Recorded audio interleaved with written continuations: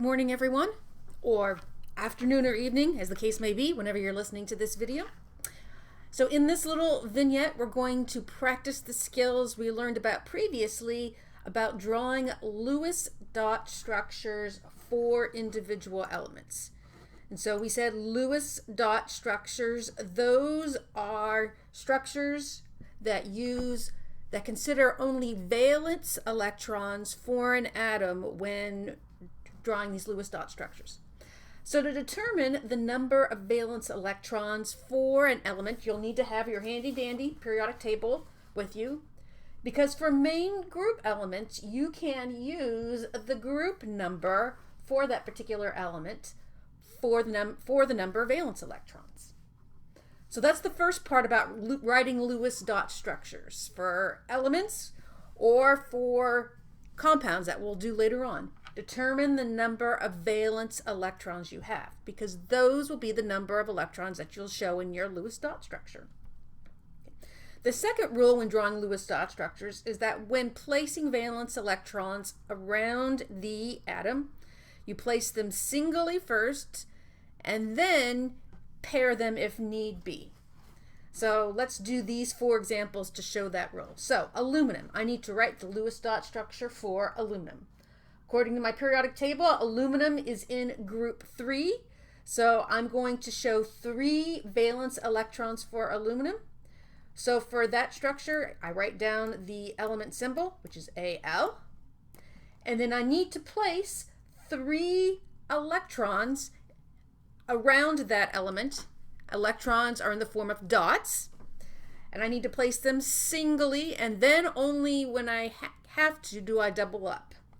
So I have to place 3 electrons around aluminum. So 1, 2, 3. That is my Lewis dot structure for aluminum. So it doesn't matter when placing electrons if I start at the top and go clockwise or start at the top and go counterclockwise.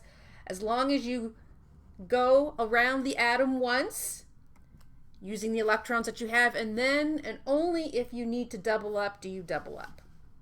So this would be my Lewis dot structure for aluminum. Bromine. So looking at your periodic table, bromine is in group 7, so I have 7 valence electrons I need to place. So I'm just going to start up here. So 1, 2, 3, 4. I have placed 4 of my 7 valence electrons around my atom.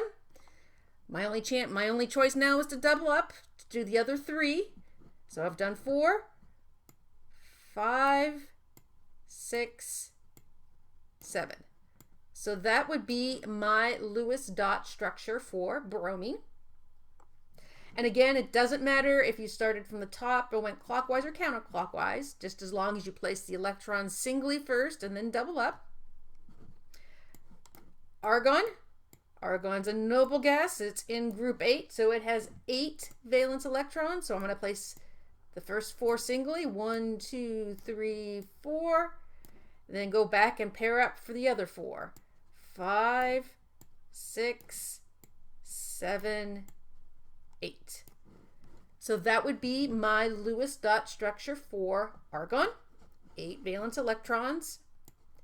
Last but not least, strontium. Sr. Strontium is in group 2. So that means 2 valence electrons in my Lewis dot structure. So 1, 2. So that's my crude drawing of Lewis dot structures, but hopefully you can see the 2 important rules for Lewis dot structures. You only use valence electrons. Valence electrons are equal to the group number of your element. Dots are used for electrons, and when placing those dots around your element, singly first and then pair up if need be. So in the next video, we're going to do Lewis dot structures for ionic and molecular compounds. But you should feel comfortable doing Lewis dot structures for individual elements first before proceeding. Have a good rest of the day.